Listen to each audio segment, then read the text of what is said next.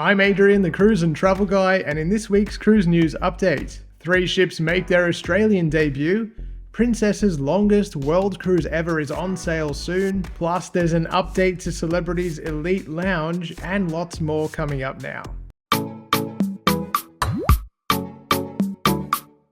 Although it wasn't possible to pre-purchase the deluxe beverage package online before a short cruise, passengers could typically purchase it once on board. Now, according to a message allegedly sent by Royal Caribbean's cruise admin department and citing feedback from past passengers, on non-charter cruises of less than 2 or 3 nights sailing from both Australia and the UK, the top-rung alcohol-inclusive beverage package will not be available for purchase at all. Royal Caribbean allegedly stated that the change was due to guest complaints about lengthy delays at the bar, presumably made worse by the availability of the drinks package on short cruises. Royal Caribbean's Australian season started last Sunday, marked by the arrival of the Radiance class Brilliance of the Seas. It's the first time the ship has sailed in Australian waters, and her debut season kicked off with a 7-night cruise to Tasmania.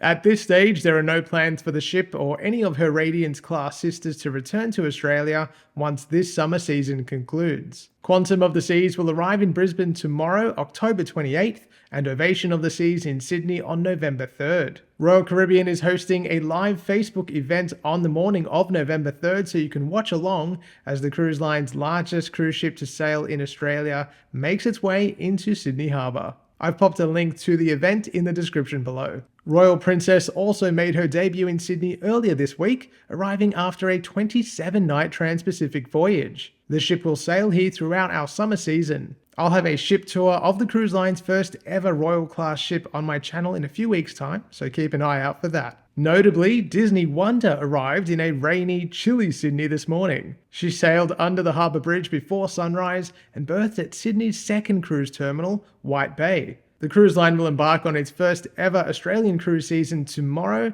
for a 4-night cruise to Tasmania. This evening, invited guests including media will make their way on board Disney Wonder at White Bay and be treated to a night of entertainment and fun while the ship makes the short trek over to the overseas passenger terminal where she will remain overnight. Princess Cruises announced that its Australian 2025-26 cruise season will be revealed on November 15th and available to book by the end of the month. Discovery Princess will feature locally for the first time, plus Crown Princess will return and sail year-round, including on the cruise line's longest voyage, a 114-night journey around the world. I'll bring you more information about the new season very soon. Princess also confirmed that their Medallion wearable device, used on board its ships in place of a traditional cruise card, will definitely be shipped to Australian guests prior to their cruise's departure. The delivery service is expected to commence within the next few months. Finally this week, Celebrity Cruises has reached out to its most loyal guests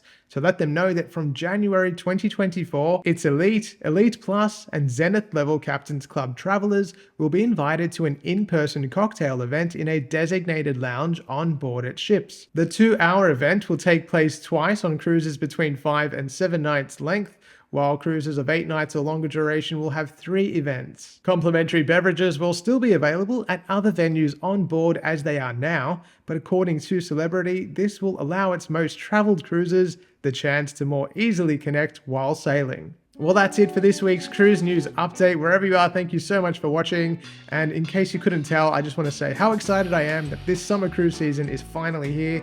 This is our first proper summer cruise season in 4 years. And I know I've said that before, but it's really just starting to sink in because all these ships are coming. So I'm very excited. And if you're not cruising, I encourage you to go down to Sydney Harbour if you're a local and go check out these ships over the weekend or the next couple of weeks. It's all very exciting.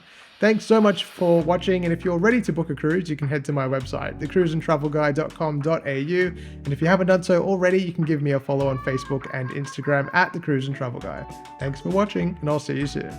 Although it wasn't possible to pre-purchase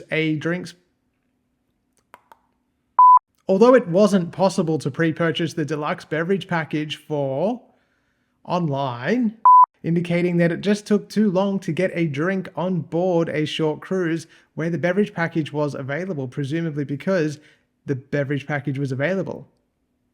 At this stage, there are no plans for another